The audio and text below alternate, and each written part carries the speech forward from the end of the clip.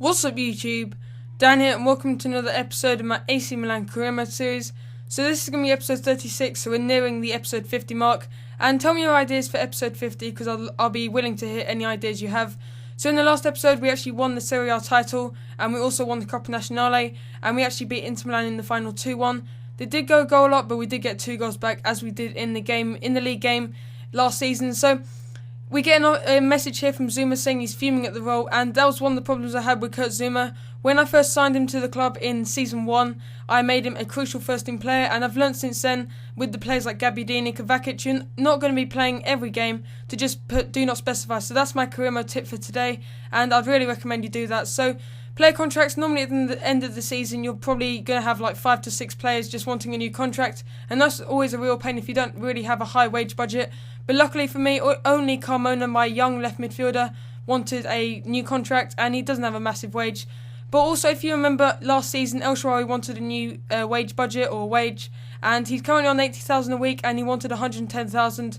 But I didn't offer him the full wage. I offered him 100,000, and he didn't accept that. So I decided to offer him 120,000 to say sorry, and he's been a bit unhappy lately. So I decided to give him a new contract. So into the World Cup, and it's the Brazil World Cup, the Rio World Cup in 2014. I think it is anyway. So we're into the first game now. I'm going to show you quickly the team management. So we have Rob Elliott in goal, 85 rated, and thanks for telling me where he's from. He plays for Newcastle, and he's come from about 66 to 85, which is insane in the couple of seasons. But I decided to play Joe Hart just because he has more experience, and he's really overpowered on this game, both on career mode and on normal team. When I played against Man City in my Borussia Dortmund Premier League career mode, which I deleted actually, he was absolutely fantastic, and I remember not even scoring past him. So what a great start to the World Cup there, and Walcott getting past the defender. And by the way, the stadiums I actually played in, I was a bit worried what stadiums I might be playing in, because I might be just playing in some English stadiums, but they do look very South American stadiums, don't they? You can tell me in the comment section.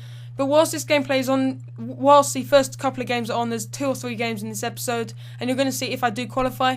I want to talk about my Ultimate Team series. So I was kind of going through like the Ultimate Team ideas I had, and there was like a Road to Glory series or like a Path to Perfection. So a Path to Perfection, or whatever you like to call it, Path to Power, whatever. I don't know what I'll call it, the Ultimate Team project. But anyways, what I was thinking of doing is you start with just the bronze team, and you just have to make a team in like 50 episodes. So you start with the bronze team, and you go from a silver team to a gold team, win Division 1, win the Gold Cup, and that's how it goes really.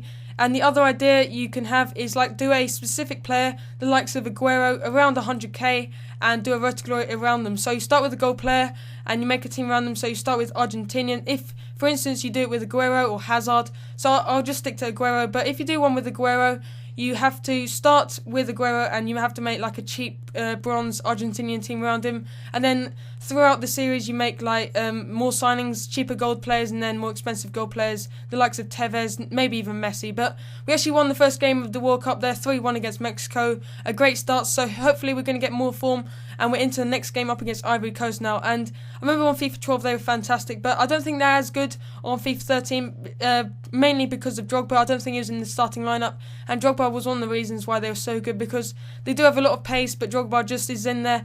He has actually got quite good pace, so around 80 pace in FIFA 12 I think, but he does have around 95 strength, which is insane, and his shot was something like 96 or something. I can't quite remember it, but if you remember, tell me in the comment section. But by the way, Walsh is an 85, so I might think of replacing one of my centre mids with like Verratti or Pogba with Wilshere in the future, but probably be doing 1 to 2 more seasons, then moving on to like a Championship club. And I've already told you about that, just a Championship club, or maybe even a League 1 team.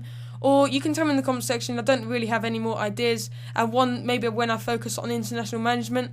But after the World Cup, I'm probably going to resign as England manager. I haven't enjoyed the experience, as I've said countless amount of times, and I don't really like the team either. The defence of this team is absolutely disgusting, in my opinion, because Richards, I thought he was going to be really good, but he just out of position all the time. Chris Smalling is too inexperienced, and I know that doesn't really matter on FIFA, but I would have rather preferred to use John Terry or Rio Ferdinand, who've actually retired, and same story with Steven Gerrard and Frank Lampard. So we get a free kick in the 40th, 9th minute, 50th minute, and Rooney's going to take it, and he blasts it into the crossbar, and really unlucky there. And in this game I just couldn't score. It was just, I couldn't score in this game. But the next episode will be the player awards, and look forward to that. So I've already made the decisions: best young player, the best transfer I've made, the worst flop, the flop of the season, worst transfer I've made, all those stuff like a most consistent player. So you can't really make any decisions anymore because I've already made them. Look to the comments, but what the hell is Joe Hart doing there? I think it was Joe Hart, may have been Rob Elliott, but Joe Hart made a massive mistake there and it led to a goal there, Yaya Toure. But what is he doing there? Couldn't you just catch it or maybe even put it out of play? But that's FIFA for you, FIFA aid. So yeah, Joe Hart made a mistake there and we were now trailing 2-0, so a really bad result. And again, Rooney, one of the best strikers on this game, couldn't score his chance there. So we actually lost the game 2-0, really bad result. But anyways, we're still on 3 points and I think Ivory Coast on 6 points. And our remaining game is against the Republic of Ireland. And they're an easy team, I think, but if you're from Republic of Ireland, don't be offended. But in my opinion, I think England are a bit better than Republic of Ireland. So we're at the end of the season now. We have got one more game in the World Cup. I'm not demoted or what's the word, out of the World Cup. So we're just having the Champions Cup performance and they're really not impressed with my Champions Cup, but they are impressed with my league form and this super season. So the following target was to win the league title, and I did that. So the league objectives for the next season, I've got 20,500 to spend, which is good enough for me, and 100,000 as well as my wage. But once El Shaarawy accepts the contract, that'll be down to 70,000. So not the highest of wage budgets, but 20,000, I will happily take that. Maybe even ask for more funds. But that's a couple of information there. They want me to win the Champions Cup and they want me to win the league. So winning the league, I think I can do that quite easily with the players I have in mind to bring into the team. Also, I do have the Champions Cup. That might be a bit to ask, but if this is going to be my last season, I want to win everything. That's when I want to quit this AC Milan and move on to something new. So moving into our last game now, up against Republic of Ireland, and they don't have the best of teams. They do have a couple of teams, and just talking about Ultimate Team quickly, if you entered the St. Patrick's Cup and on Ultimate Team, tell me in the comment section and maybe send me a video response of the team you made, because I didn't actually enter that tournament. I was going to do like a trading tip video where you buy Irish players before the St. Patrick's Cup, like the couple of days before, and then you sell them on the weekend, and then you make like 5k profit on every player. And players like Shane Long were going for about 5k, so I should have done that.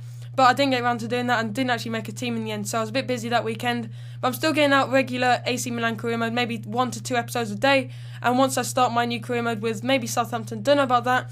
I don't know, I just not really felt it at the moment. But I did one episode, but I may resume it or restart it. But Rooney getting the first goal of the game, and that's a really good step in the direction there. The right step in the right direction there with Rooney getting a goal. Fantastic through ball by Sturridge, and what a player Sturridge is. And he's currently rated 84, a really good player.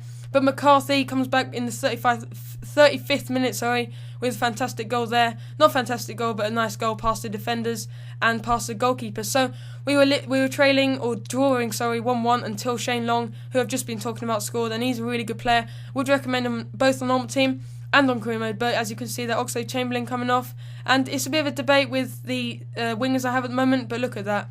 What is going on with my defence and my goalkeeper? McLean taking advantage, and it looks like we're going to be out of the World Cup unless we can bring back like some drastic recovery, and we actually lost that game. So I will talk more in the episode about all the new series ideas I have, but that's about it for this episode. We are out of the World Cup. Next episode will be the player awards, then the transfer window. So thanks for watching, and I'll see you in the next episode.